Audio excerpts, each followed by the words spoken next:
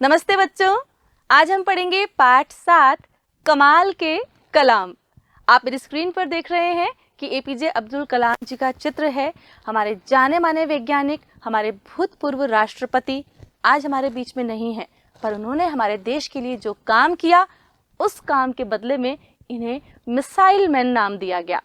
इतनी उन्नति पर चलने के बावजूद भी जमीन से जुड़े हुए, बच्चों से बेहद प्यार करते थे। बच्चों को देख करके उनका चेहरा खिल जाता था और उनसे वो असीमित बातें करना चाहते थे। पर इतने बड़े वैज्ञानिक थे, उनके पास वक्त बहुत कम होता था, लेकिन बच्चों की बातों को सुनते भी थे और उनको जवाब भी जरूर दिया करते थे। तो बस आज हम इन्हीं के बारे में पढ़ने वाले हैं।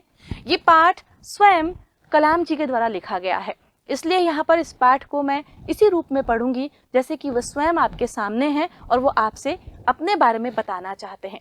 तो शुरू करते हैं पाठ कमाल के कलाम। मेरा जन्म मद्रास राज्य के रामेश्वरम कस्बे में एक मध्यम वर्गीय तमिल परिवार में हुआ था। मेरे पिता जैनुलाब्दीन की कोई अच्छी औपचारिक शिक्षा नहीं हुई थी और न ही कोई बहुत धनी व्यक्ति थे। इसके बावजूद वे बुद्धिमान थे और उनमें उदारता की सच्ची भावना थी। मेरी माँ आशियम्मा उनकी आदर्श जीवन संगनी थी।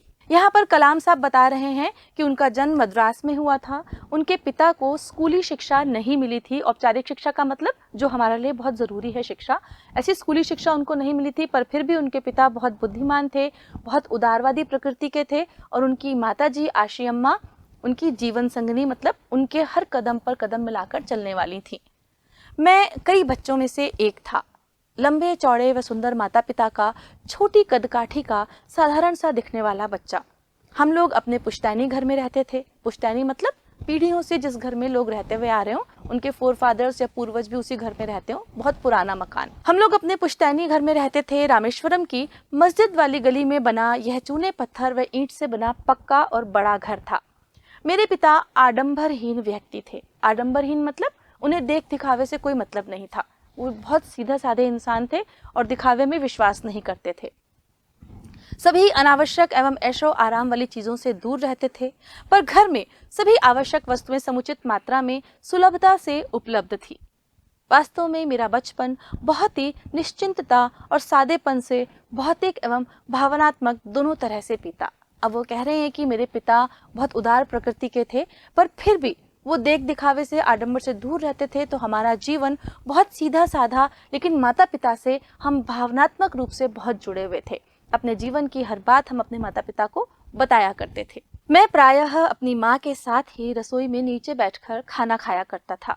वे मेरे सामने केले का पत्ता बिछाती और फिर उस पर चावल और सुगंधित स्वादिष्ट सांभर देती, और साथ में ही घर का बना अचार और नारियल की ताज़ा चटनी भी होती। हमारे इलाके में एक बहुत पुरानी मस्जिद थी, जहां शाम को नमाज के लिए मेरे पिताजी मुझे अपने साथ ले जाते।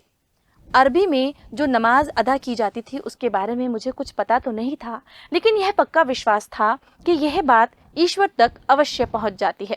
जब मैंने पिताजी से नमाज की प्रासंगिकता के बारे में पूछा तो उन्होंने बताया कि जब तुम नमाज पढ़ते हो तो तुम अपने शरीर से अलग ब्रह्मांड का एक हिस्सा बन जाते हो, जिसमें दौलत, आयु, जाति या धर्म पंथ का कोई भेदभाव नहीं होता।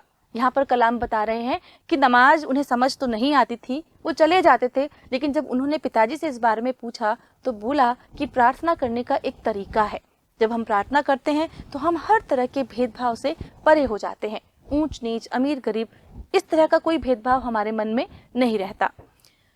हर बच्चा एक विशेष आर्थिक, सामाजिक और भावनात्मक परिवेश में कुछ वंशानुगत गुणों के साथ जन्म लेता है, फिर संस्कारों के अनुरूप उसे ढाला जाता है। मुझे अपने पिता से ही विरासत के रूप में ईमानदारी और आत्मानुशासन मिला था, और माँ से ईश्वर में विश्वास और करुणा का भाव। यही गुण मेरे तीनों बहन भाइयों को भी विरासत में मिले। लेकिन मैंने जलालुद्दीन और शमसुद्दीन के साथ अपना जो समय गुजारा, उसका मेरे बचपन में एक अद्वितीय योगदान रहा, और इसी के कारण मेरे जीवन में सारे बदलाव आए। स्कूली शिक्षा नहीं होने के बावजूद जलालुद्दीन एवं शमसुद्दीन इतनी सहज बुद्धि के थे कि मेरे अकथनीय संदेशों का झट से जवाब दे देते थे।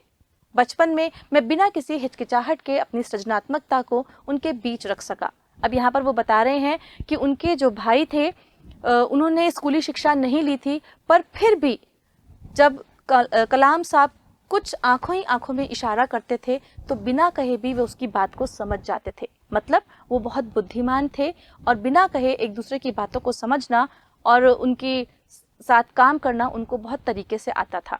वो कहते हैं कि इसी कारण जितना भी मैं निर्माण करना चाहता था, जितनी बातें, नए विचार मेरे दिमाग में आते थे, मैं वो सब बिना हिचकिचाहट के उनको कह देता था।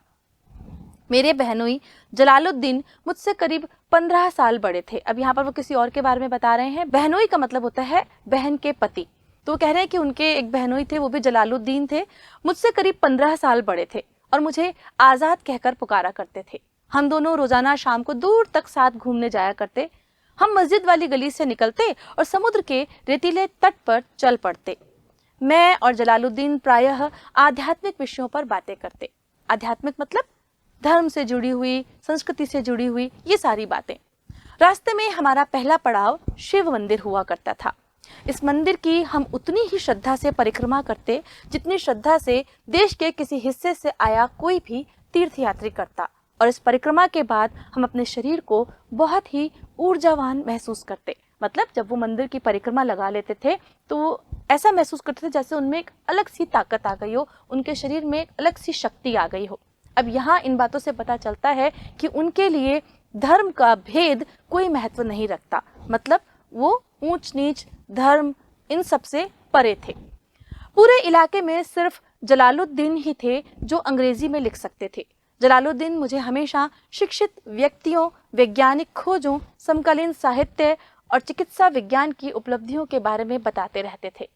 वही थे जिन्होंने मुझे सीमित दायरे से बाहर निकलकर नई दुनिया का बोध कराया।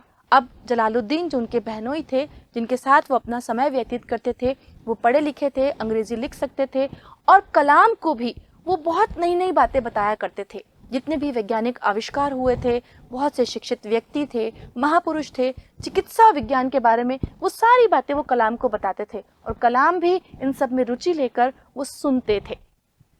दूसरे जिस व्यक्ति का मेरे बाल जीवन पर गहरा असर पड़ा वे मेरे चचेरे भाई शमसुद्दीन थे। वे रामेश्वरम में अखबारों के एकमात्र वितरक थे। अखबार रामेश्वरम स्टेशन पर सुबह की ट्रेन से पहुंचते थे जो पामबन से आती थी। अब यहाँ पर वो दूसरे व्यक्ति का जिक्र कर रहे हैं जो उनके जीवन में खास महत्व रखते हैं। वो हैं शमसुद्दीन, उनके चचेरे भाई, जिन्हें आप लोग कजन्स के नाम से जानते हो। और वो क्या थे? पूरे जिले में, रामेश्वर जिले में एकमात्र अखबारों को बांटने वाले व्यक्ति थे। उनके अलावा वहां पर अखबारों का काम कोई नहीं करता था। 1939 में जब द्वितीय विश्व युद्ध छिड़ा तब मैं 8 वर्ष का था। विश्व युद्ध का हमारे यहाँ जरा भी असर नहीं था, लेकिन जल्दी ही भारत पर भी मित्र देशों की सेनाओं में शामिल होने का दबाव डाला गया और देश में एक तरह का आपातकाल घोषित कर दिया गया। आपातकाल मतलब ऐसा समय जहां पर जब विपत्ति कभी भी आ सकती है। मतलब सबको अलर्ट रहने के लिए जब कह दिया जाता है तो वो आपातकाल होता है। अभी भी हम लोगों ने कोरोना महामारी में इस तरह की एक संवेदनाओं को या इस तरह की स्थितियों को हमने सहा है, जब सब लोगों को ये कहा गया कि सुरक्षित रहें, सतर्क रहें, घर में रहें, घर से बाहर ना निकलें। तो यही आपातकाल की स्थिति होती है। लोगों को अपने घर में रहने को कहा जाता है और हर मुसीबत के लिए तैयार रहने को कहा जाता है। उसका पहला नतीजा इस रूप में सामने आया कि रामेश्वरम स्टेशन पर गाड़ी का ठहरना बंद कर दिया गया।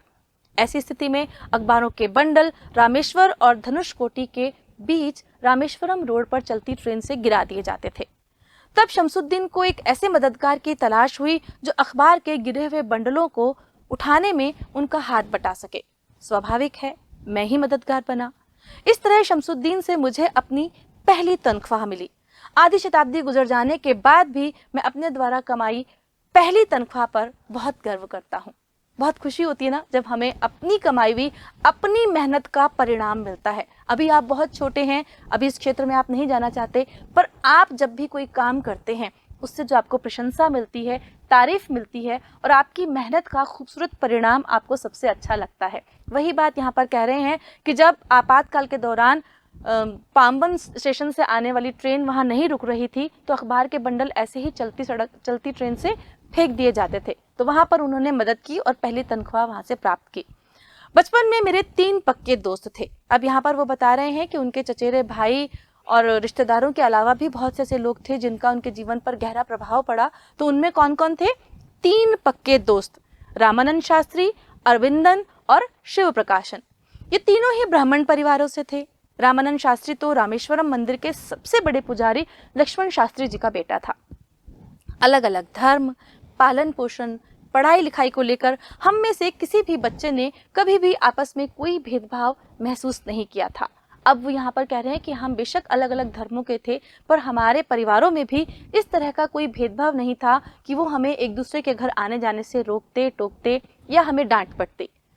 जब मैं रामेश्वरम के प्राइमरी स्कूल में 5वीं कक्षा में था, तब एक शिक्षक हमारी कक्षा में आए।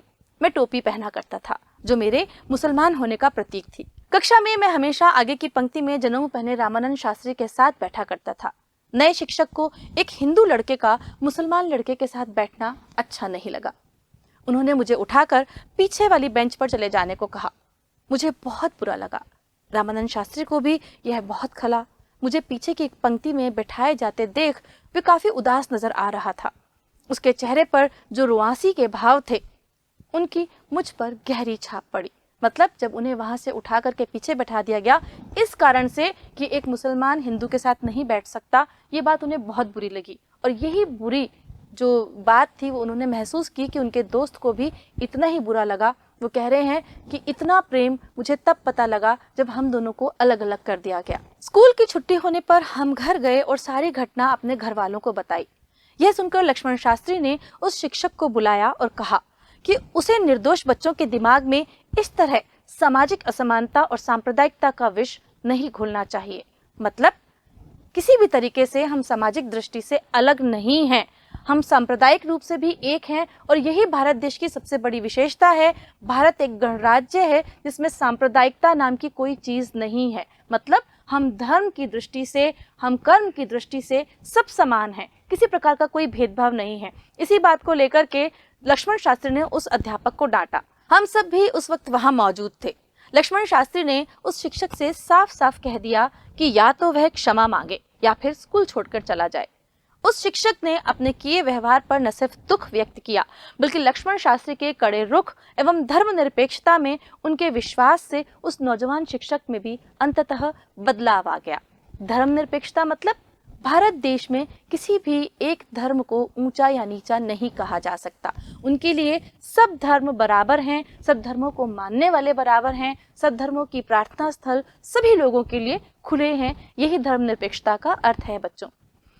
द्वितीय विश्व युद्ध खत्म हो चुका था और भारत की आजादी भी अब बहुत दूर नहीं थी। गांधी जी ने ऐलान किया, भारतीय स्वयं अपने भारत का निर्माण करेंगे। पूरे देश में अप्रत्याशित उम्मीदें थीं। मैंने अपने पिताजी से रामेश्वरम छोड़कर जिला मुख्यालय रामनाथपुरम जाकर पढ़ाई करने की अनुमति मांगी। उन्होंने सोचते हुए कहा, अब्दुल, तुम्हें आगे बढ़ने के लिए जाना होगा। हमारा प्यार तुम्हें बांधेगा नहीं और न ही हमारी जरूरतें तुम्हें रोकेंगी। मेरी हिचकिचाती हुई माँ को उन्होंने खलील जिब्रान का हवाला देते हुए कहा, तुम्हारे बच्चे तुम्हारे नहीं हैं, ये तुम्हारे जरिए आते हैं, लेकिन तुमसे नहीं आते। तुम उन्हें अपना प्यार दे सकती हो, लेकिन अपना विचार नहीं। उनके अपने खुद के विचार होते हैं। यहाँ पर खलील जिब्रान का जो उल्लेख आया है साथियों, वो एक बहुत ही मशहूर लेखक हैं। उन्होंने इस तरह के विचार दिए हैं कि हमारी सामाजिक परंपराएं हमारे साथ साथ चलें। रामनाथपुरम कस्बा समृद्ध होते हुए भी बनावटीपन में जीता समाज था। इसकी आबादी करीब 50,000 थी, लेकिन रामेश्वरम जैसी सुसंगति और सद्भाव नहीं था। मुझे घर की बड़ी याद आती और मैं रामेश्वरम जाने का हर मौका तलाशता रहता। घर की बहुत याद आने के बावजूद मैं नए माहौल में रहकर पिताजी के सपने को साकार करने के लिए कटिबद्ध था। कटिबद्ध मतलब मैंने उनसे जो वायदा किया था कि मैं बहुत अच्छे से पढ़ूंगा लिखूंगा और अपना शहर छोड़कर मैं दूसरे शहर में आया था, तो मैं इस परिस्थिति के लिए हर वक्त तैयार था, क्योंकि मेरी सफलता से पिताजी की बहुत उम्मीदें जुड़ी थी। पिताजी मुझे कलेक्टर बना देखना चाहते थे और मुझे लगता था कि पिताजी के सपने को साकार करना मेरा फर्ज है। जलालुद्दीन हमेशा सकारात्मक सोच की शक्ति की बात किया करते थे और जब भी मुझे घर की याद आती या मैं उदास होता तो मैं प्रायः उनकी कही बातों को मन में याद कर लेता। उनके कहे अनुसार मैंने अपने मन के विचारों एवं मस्तिष्क को स्थिर रखने तथा लक्ष्य को पाने के लिए कठोर परिश्रम किया। मैं रामेश्वरम नहीं लौटा, बल्कि अपने घर से और दूर चलता चला गया।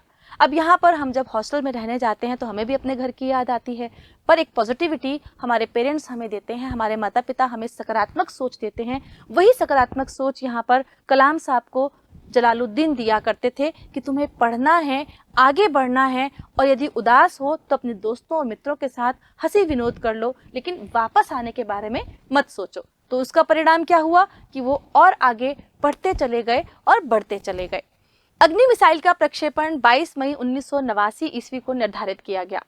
प्रक्षेपण से पहले वाली रात को doctor Arunachalam, general K. N.. Singh और मैं रक्षा मंत्री के साथ घूम रहे थे, जो ITR अग्नि का प्रक्षेपण देखने आए थे।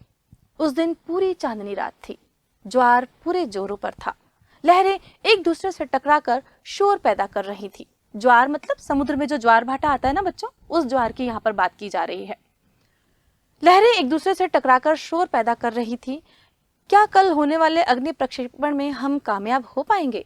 यह सवाल हम सबके दिमाग में घूम रहा था, लेकिन हम में से कोई उस चांदनी रात के सन्नाटे को तोड़ना नहीं चाहता था। लंबी चुप्पी तोड़ते हुए रक्षा मंत्री ने आखिरकार मुझसे पूछ लिया, कलाम, कल अग्नि की सफलता पर तुम मुझसे क्या तोहफा लेना पसंद करोगे?